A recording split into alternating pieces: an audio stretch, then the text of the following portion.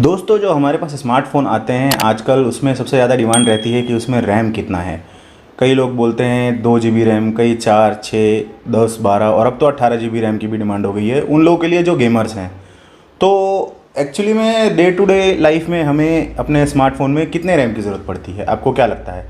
देखो, इसका सीधा सा आंसर है दो चीज़ें। एक तो आपकी प्रायोरिटी बेस क्या है, आप क्या करते हो। जैसे अगर आप नॉर्मल गेमिंग करते हो, छोटे मोटे गेम्स हो गए, या व्हाट्सएप चलाते हो, फेसबुक एक्सेस करते हो, इंस्टाग्राम एक्सेस करते हो, या ऐसी कोई मिनिमलिस्टिक जैसे कि टेक्स्ट हो गया, कॉलिंग हो गया, तो उसके लिए जो फ़ोन बेसिक फ़ोन्स होते हैं जैसे कि 2 GB रैम वाले फ़ोन आते हैं जिन्हें सुपर बजट सेगमेंट फ़ोन भी कहा जाता है, वो मोर देन इनफ होता है अभी। लेकिन अगर सपोज़ करो कोई हैवी यूज़र है, जैसे कोई बहुत ज़्यादा गेम खेलने में यकीन रखता है, या फिर जो बहुत ज़्यादा मल्टीमीडिया कंज्यूम करता है, या अपने फ़ोन को ओवर द लिमिट एक्सेस करता है, तो उसे 6 से लेके 8 GB तक रैम चाहिए होता है। तो ये तो हो गया रैम यूज़र्स की बात है कि आपको कितना रैम चाहिए। अब मैं आपको बताता हूँ कि एक्चुअली रैम होता क्या है और इसकी ज़रूरत क्या होती है किसी स्मार्टफ़ोन में।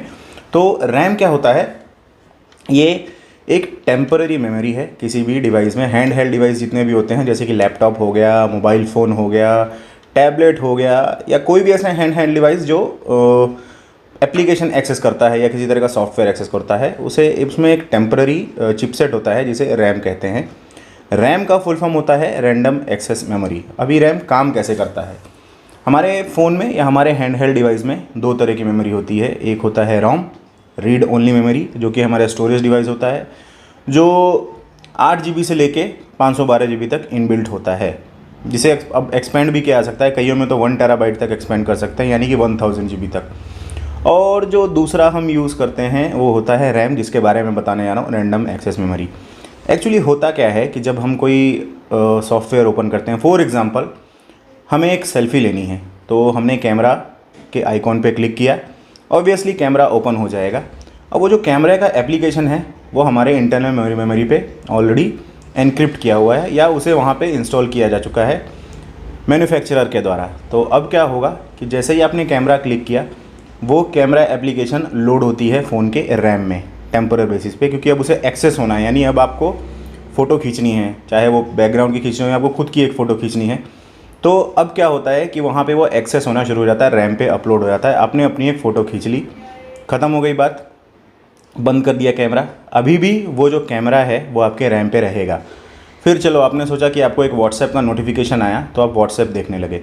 अब व्हाट्सएप अभी तक तो आपके इंटरनल मेमोरी में था, लेकिन अब वो रैम पे आ गया, तो अब रैम के ऊपर व्हाट्सएप आप एक्सेस कर रहे हो। ठीक है, आपने मैसेज पढ़ लिया, चैट कर लिया, रिप्लाइज़ दे दिए, हाय हेलो कर दिया, बात ख़त्म हो गई। अब सोचा आपको थोड़ा लीजर टाइम मिला है, तो हमने सोचा क्यों ना थोड़ा इंस्टाग्राम सर्फ किया जाए। नो प्रॉब्लम, इंस्टाग्राम खोला आपने। अब वो इंस्टाग्राम वापस रैम पे चला गया, क्योंकि वो इंटरनल मेमोरी से रैम पे आ गया। अब वहाँ पे आप उसे एक्सेस कर रहे हो। जब तक आप एक्सेस कर रहे हो, रैंडम एक्सेस मेमोरी यानी कि रैम अपना काम कर रहा है। ठीक है, अब आपको लगा कि नहीं भाई बहुत देर हो गई, अब तो यार काम करने का टाइम आ गया, तो आपने इंस्टाग्राम बंद कर दिया, वो अभी भी रैम पे है। अब फिर आपने सोचा कि चलो एक काम करते हैं, कुछ ऑफर्स चेक करते हैं। आजकल ऑनलाइन शॉपिंग का तो टाइम चल ही रहा है, तो ऐसा आपने सोचा कि चलो ना कुछ ऑफर्स चेक करते हैं, क्या पता है फ्लिपकार्ट पे कुछ खरीदे और हमको बहुत मज़ा आ जाए। हो सकता है अमेज़न पे हमें ज़बरदस्त डील मिल जाए, ऐसी डील मिल जाए जो आपको लगे अरे हे भगवान, ये तो बाहर भी नहीं था, तो अमेज़न पे कैसे आ गया। तो आपने अमेज़न ओपन किया, अमेज़न वापस रैम पे लोड हुआ। अब वहाँ पे रैम अपना काम कर रहा है कि अमेज़न को एक्सेस करने दे रहा है। अब आपने अमेज़न बंद कर दिया, वो भी अभी रैम पे है। अभी क्या होगा कि किसी भी रैम की एक लिमिट होती है। सपोज़ करो मैं एक एग्जांपल लेके चलता हूँ कि 4 GB रैम की एक लिमिट होती है। अभी जो 4 GB वाला रैम है वो अपने अंदर कुछ, पहले तो जो हमारा फ़ोन या हैंडहेल्ड डिवाइस का जो भी सॉफ्टवेयर है वो भी रैम पे चलता है, आपको मालूम बता देता हूँ मैं। सपोज़ करो आप सैमसंग यूज़ करते हो, तो जो सैमसंग का One UI होता है उसको भी एक अपने खुद को भी रैम की ज़रूरत पड़ती है, वरना वो सॉफ्टवेयर एक्सेस कैसे होगा। वो यूज़र इंटरफेस जो आप यूज़ कर रहे हो, जो आप स्क्रॉलिंग कर रहे हो, जो आप कमांड्स, इवन टच करना भी एक कमांड है, और उस कमांड को भी एक्सेस करने के लिए रैम की ज़रूरत पड़ती है। इवन जो आप वो अनलॉक करते हो वो भी एक कमांड है, उस कमांड को एक्सेस करने के लिए भी रैम की ज़रूरत पड़ती है। तो रैम हर जगह हर तरह से काम आ रहा होता है। Everything is a command, and RAM is the chipset in your handheld device which access the command whatever you are giving it. और ऑटोमेटिकली UI तो एक्सेस हो ही रहा है, बैकग्राउंड में बहुत कुछ चल रहा है, रैम उसे भी। इसलिए एक पर्टिकुलर अमाउंट ऑफ जो स्टोरेज होता है या जो एक पर्टिकुलर अमाउंट ऑफ रैम होता है वो ऑलवेज़ यूज़ हो रहा होता है। आपने कभी चेक किया होगा अपने रैम यूजेज में, तो कभी भी आपको ऐसा नहीं मिलेगा 100% of RAM is being free. ऐसा 100% रैम कभी फ्री होता ही नहीं है, काफ़ी अच्छी खासी मात्रा में रैम यूज़ हो रहा होता है। तो मैंने बात की आपको एक बेसिक रैम को लेके, 4 GB की रैम को लेके।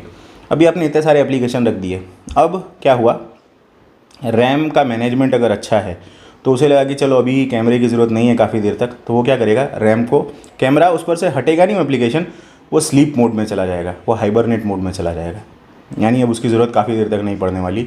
मीनवाइल आपको व्हाट्सएप के नोटिफिकेशन आ रहे हैं, इंस्टा के नोटिफिकेशन आ रहे हैं, जो कि अभी भी रैम पे हैं, अभी तक आपने उनको किल नहीं किया है, तो उसके नोटिफिकेशंस आते रहते हैं। आजकल के डिवाइस में ऐसा होता है कि वो रैम मैनेजमेंट होता है या फिर डिवाइस केयर करके होता है, तो आप ऑप्टिमाइज़ कर सकते हो, किसी भी एप्लीकेशन को स्लीप में डाल सकते हो। तो अनटिल अनलेस अगर आप उसको परमिशन नहीं दोगे तो वो आपके रैम आपको नोटिफिकेशन नहीं देगा, यानी वो रैम एक्सेस नहीं करेगा। तो ये होता है रैम। अब इसको एक और भी सीधी सरल भाषा में आपको बोल के देता हूँ, एक एग्जांपल देता हूँ कि सपोज़ करो आपके पास बहुत सारे टी शर्ट्स हैं, आपने एक अलमारी में रखा हुआ है। अब वो अलमारी आपका इंटरनल स्टोरेज है और आपने वो उसमें से टी शर्ट्स निकालने हैं कि मुझे आज ये टी शर्ट पहनना है, वो टी शर्ट, मतलब आपने 4-5 टी शर्ट निकाल के टेबल पर रख दिया। तो जो अलमारी है वो आपका इंटरनल स्टोरेज है, जो टेबल है वो आपका रैम है, और आप वो प्रोग्राम हो जो एक्सेस कर रहे हो। तो आपने सोचा कि चलो ठीक है, मैंने 4 टी शर्ट लिए, अब मुझे 4 में से ये हरी वाली टी शर्ट बहुत पसंद आई है, तो ये हरी वाली टी शर्ट आपने पहन ली, बाकी की टी शर्ट आपने अलमारी में रख दी, यानी जो रैम था वो खाली हो गया, और अब आपने बाकी का जो टी शर्ट था वो अपने अलमारी में रख दिया, तो अभी रैम फ्री है और रोम के अंदर वापस सारी चीज़ चली गई। तो रैम कुछ इस तरह से ही काम करता है, वो एक टेम्पररी मेमोरी है जिसमें एप्लीकेशन थोड़ी देर के लिए लोड होती है, तो फिर उसके बाद या तो अगर यूज़ ना हो तो वो हाइबरनेट हो जाती है, और या फिर स्मार्टफोन या हैंड हेल्ड डिवाइस उसे खुद ही किसी तरह से किल कर देता है। अब सवाल आता है कि हमको कितने रैम की ज़रूरत पड़ती है। तो मैंने आपको जैसा बताया इसके बारे में कि अलग अलग व्यक्तियों पे डिपेंड करता है, अलग अलग लोगों पे डिपेंड करता है कि उनको कितना रैम चाहिए। सपोज़ करो जो बेसिक यूज़ है, व्हाट्सएप चलाना, नॉर्मल कॉलिंग करना, मैसेज करना, तो इस तरह के लोगों के लिए जो रैम है वो 4 GB इनफ है। मैं तो कहता हूँ कभी कभी 2 GB इनफ है। एंड्रॉयड के कई सारे ऐसे फ़ोन्स आते हैं जो एंड्रॉयड गो पे चलते हैं, जो काफ़ी मिनिमलिस्टिक होते हैं, वो इतना रैम यूज़ नहीं करते। और जो पिक्सेल्स के डिवाइस आते हैं वो भी आपने देखा होगा स्टॉक एंड्रॉयड पे चलते हैं। iOS है, iOS में आपने देखा होगा कि 4 GB रैम जो है वो काफ़ी होता है, क्योंकि उनका जो ऑप्टिमाइजेशन है ना, केवल 12 GB या 15 GB रैम देने से कुछ नहीं होता। इसका एक फार्मूला होता है कि सॉफ्टवेयर और जो हार्डवेयर है उसका रेशियो, ऑप्टिमाइजेशन रेशियो कैसा है। अगर वो ऑप्टिमाइजेशन रेशियो अच्छा है तो अगर 4 GB रैम है तो भी आपका हैंड हेल्ड डिवाइस बहुत अच्छा चलेगा, क्योंकि ऑप्टिमाइज्ड है। इसका बहुत बड़ा एग्जांपल है iOS जो एप्पल में यूज़ होता है।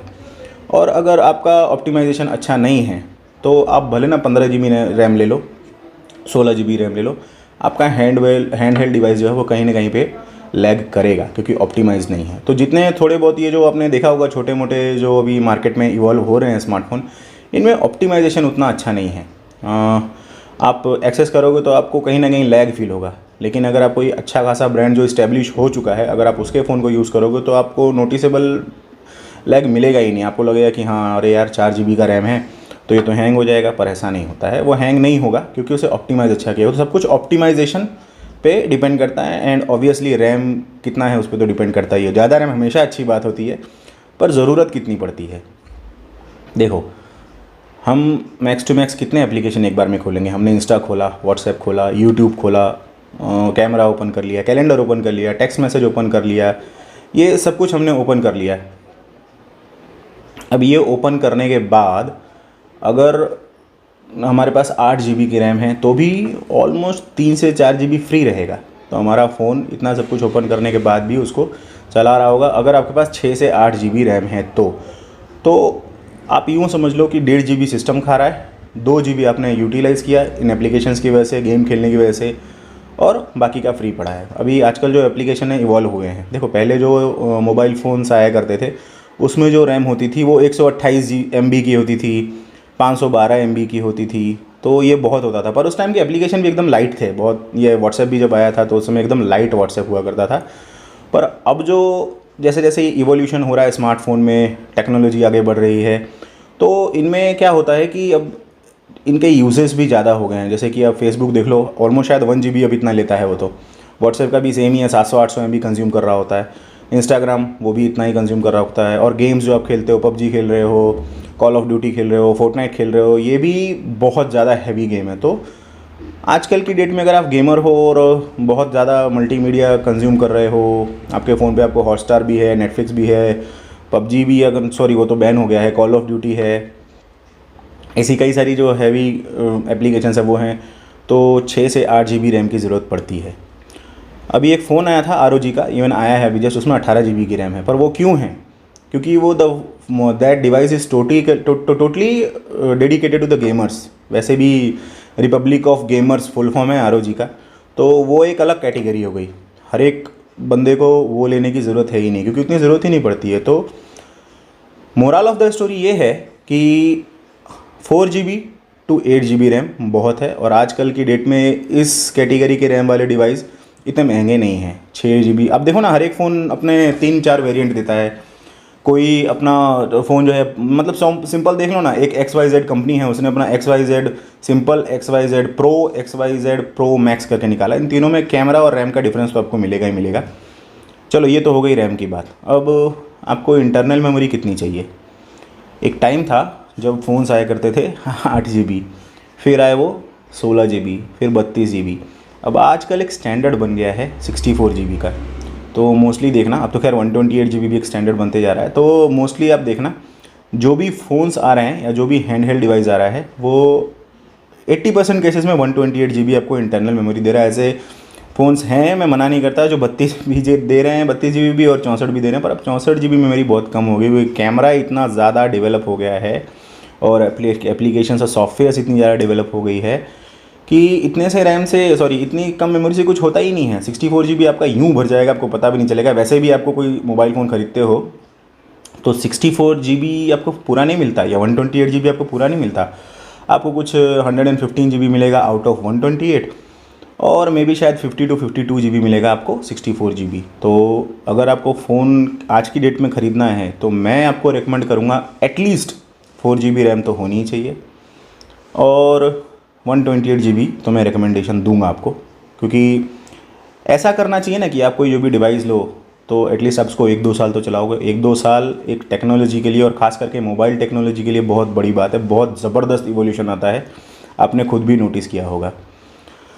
अच्छा, दूसरी बात ये है कि अपने जो मैंने बात की आप लोगों से कि ये रैम और रोम के बारे में, तो केवल इन्हीं दोनों चीज़ों से कोई डिवाइस काम नहीं करता।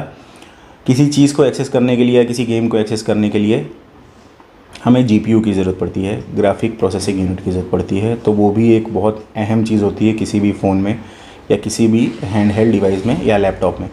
तो ये बेसिकली मैं रैम के बारे में बता रहा था, इसलिए मैंने रैम पे ज़्यादा फोकस किया। आगे मैं आपको प्रोसेसर के बारे में बताऊँगा, GPU के बारे में बताऊँगा, या अगर आपको कुछ भी पूछना हो टेक्नोलॉजी बेस्ड तो आप मुझसे पूछना, मैं उसके बारे में बताऊँगा। पर आज का टॉपिक तो रैम के ऊपर था। तो मैंने आपको बता दिया कि अगर आपको फ़ोन परचेज़ करना है आज की डेट में तो 128 GB इंटरनल मेमोरी वाला फ़ोन परचेज़ करें, 4 GB रैम वाला फ़ोन परचेज़ करें, और इनमें आपको कोई प्रॉब्लम नहीं आएगी अगर आप हार्डकोर गेमर नहीं हैं। तो अगर हैं भी तो एक आधे घंटे से कोई हैवी गेम आप चलाओगे तो फ़ोन को कोई फ़र्क नहीं पड़ने वाला। माइल्ड हीटिंग इशू आएगी, उतना तो ठीक है। हम लोग एक प्रोसेसर को प्रोसेस करने के लिए हीट की ज़रूरत, वो हीट एमिट करता है, तो थोड़ा बहुत गर्म होगा पर चला लेगा। मेरा एक टैबलेट है, वो 3 GB और 32 GB, 3 GB की रैम और 32 GB वाले इंटरनल मेमोरी पे आता है। मैंने उस पर COD खेला था। एक्चुअली मुझे तो नहीं आता गेम खेलना, पर मेरे ब्रदर ने खेला था, तो ऐसा कोई प्रॉब्लम नहीं है। थोड़ा हीट हुआ but that's okay. Heat is not, इतना नहीं था कि मेरे हाथ जल जाए या फिर फ़ोन इतना गर्म हो जाए कि मैं उस पर अंडे सेक लूँ, ऐसा कुछ भी नहीं था। तो कहने का मतलब ये हुआ कि 128 GB 4 GB रैम और 128 GB इंटरनल मेमोरी बहुत होता है। तो आपको आज अगर वो फ़ोन परचेज़ करना है तो आप उस फ़ोन में कॉन्फ़िगरेशन कम से कम 4 GB की रैम वाला देखना, और 128 GB के इंटरनल मेमोरी के साथ है ऐसा देखना। बाकी जो प्रोसेसर हो गया और बाकी जो कॉन्फ़िगरेशन हो गया वो तो आपके ऊपर डिपेंड करता है आप कौन सा लेना चाहते हो। ब्रांड भी मैं कोई सजेस्ट नहीं करूँगा इसमें, क्योंकि ब्रांड भी बहुत सारे हैं, वो आप देख लेना कैसा हो। तो रैम के बारे में मैंने आपको आज बता दिया है। अच्छा, अब बात करते हैं, आपको मैंने बोला था कि OnePlus 9 Pro और OnePlus 9 का जो सीरीज़ है वो 23 मार्च को लॉन्च होने वाला है। और इसी के साथ एक वीवो ने भी अपना एक स्मार्टफोन X60 सीरीज़ का निकाला है, जिसके अंदर कार्ल ज़ाइस ऑप्टिक्स है। OnePlus में हैसेलब्लेड का यूज़ हुआ था, और हैसेलब्लेड के बारे में मैंने आपको बताया था। आप मेरी वीडियोज़ में जाके देखना, आपको मिल जाएगा, डिस्क्रिप्शन में नीचे दे दूँगा आपको, आप वो वीडियोज़ भी देख लेना। और जो X60 है वीवो का, वो कार्ल ज़ाइस ऑप्टिक्स के साथ आ रहा है। कार्ल ज़ाइस भी बहुत बढ़िया ऑप्टिक्स है। आपको मालूम हो तो नोकिया अपने फ़ोन्स में कार्ल ज़ाइस का यूज़ करते आ रहा था, और जब से वो HMD ग्लोबल बना है तो नोकिया आज भी वही यूज़ करता है।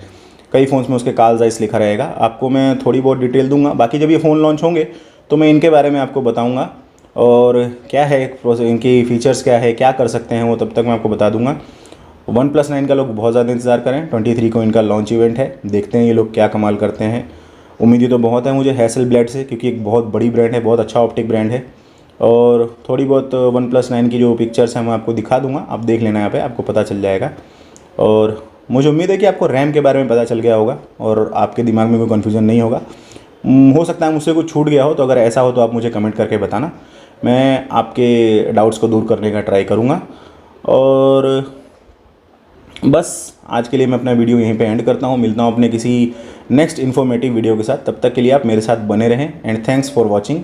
टाटा, बाय बाय और जय हिंद।